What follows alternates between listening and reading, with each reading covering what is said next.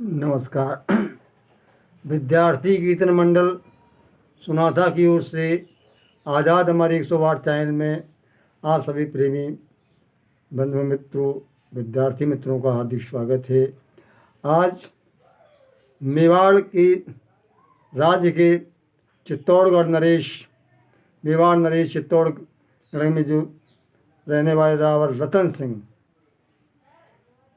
इनकी रानी का नाम था पद्मावती, पद्मिनी के नाम से जाना जाता है, क्योंकि पद्मावती बहुत सुंदर थी।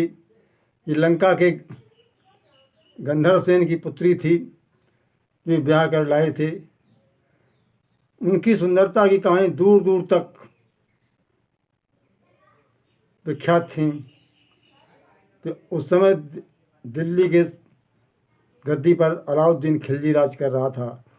ये बहुत क्रूर शासक था। तो उसने सुंदरता को सुना और अपना राज विस्तार कर ही रहा था। ये लोग धोखेबाज थे, यमन मुसलमान। उन्होंने चढ़ाई की मेवाड़ पर।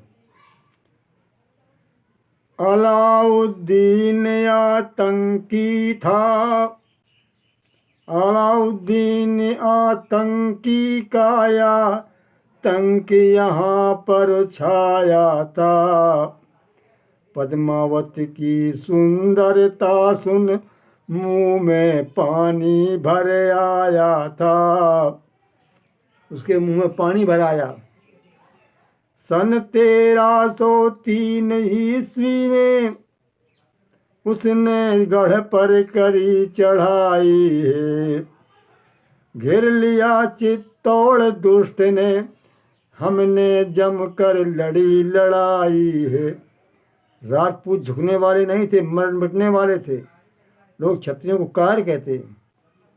अरे विदेशियों के आक्रमणों को छाती के बल तो उन्हीं ने झेला, और किसने झेला देश के अंदर। हमें गर्व होना चाहिए क्षत्रियों के ऊपर। कई महीनों लड़ा मगर जब उसे सफलता मिली नहीं, क्योंकि जम गई वहीं में वाड़ी सेना, किसी तरह से हिली नहीं। मेवाड़ी सेना में जम गई, हिली नहीं। तो उसे महीनों युद्ध हुआ और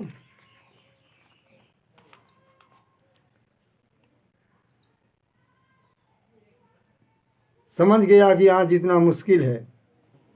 मैंने मेवाड़ की का बहुत वर्णन किया है। अगर एक एक बात को बताया जाए हर राजा का, तो कम से कम बहुत सैकड़ों वीडियो बन जाएंगे। लेकिन नहीं, हम मुख्य केवल रावा रतन सिंह है। जैसे हमीर सिंह की बात कर सकते हैं, राणा चंड भी हैं इसमें। हम इसके बाद राणा कुंभा, राणा संग्राम सिंह, राणा प्रताप और अमर सिंह, राज सिंह राणा, बस इसी मुख्य लोगों के नाम पर हम वीडियो देंगे। जब अलाउद्दीन लड़ा, महीनों सफलता नहीं मिली। किसी तरह या जादू अमर जब दाल यहाँ पर नहीं गली, आखिरकार हार कर उसने कैसी सुंदर चाल चली। उसने एक सुंदर चाल चली। रानी की सुंदरता की जो मैंने सुनी कथाएं हैं, रूप दिखा दो शीशे में, हम लौट यहाँ से जाए हैं। हम यहाँ से लौट जाएंगे। रानी की सुंदरता जो मैंने सुनी कथाएं, रूप दिखा दो शीशे में, हम लौट यहाँ से जाएं। हम यहाँ से लौट जाएंगे। तो तिलमिला उठी है वो पद्मावती। छत्राणी तिलमिला उठी जो गंधर्व सेन की बाला थी। उसके अंदर एक अग्नि की भवक उठी, वो ज्वाला थी। पर सरदारों सामंतों ने समझाया, इतने पर अगर काम बन जाए, बात टल जाए, तो बात भली है। लेकिन हमारी बात को समझिए, इस सस्ते में बला टल रही है। बात मान ली गई और कहा गया बिना हथियार के आप मेरे महल में चले आए। और बिना हथियार, वो जानता था कि राजपूत लोग सच्चे होते हैं। अलाउद्दीन जानता था कि राजपूत सच्चे, अलाउद्दीन खूब जानता था। और रावण रतन सिंह अलाउद्दीन को अपने जैसा मानता था। यहीं तो राजपूतों ने धोखा खाया है, यहीं तो राजपूतों ने धोखा खा लिया है। इसीलिए तो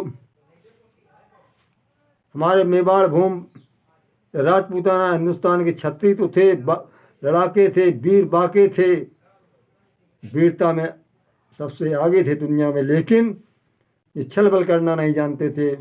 और ये यवन जो आए हैं, मुसलमान आए हैं, मुग़ल आए, अफ़गान आए, ये लोग धोखे थे, छल बल करके रात में जैसे जिन्हें मिल रहा था समय, ये हमला कर देते थे और हम लोग हार जाते थे। हम लोग में सच्चाई ईमानदारी पर रहते थे, वीरों की कमी नहीं थी यहाँ पर। तो अगला हम वीडियो देंगे, फिर इसके आगे क्या हुआ है। शीशे में उसने देखा है और मूर्छित होकर के वहाँ पर गिर पड़ा है वो। और रावण रतन सिंह उसको भेजने आए, उसने अपनी सेना छिपा रखी थी झाड़ियों में, इनको कैद कर लिया और कहा अब हमें रानी को मेरे पास भेज दो, तब राजा को छोड़ेंगे। इसके आगे वीडियो देंगे हम। नमस्कार।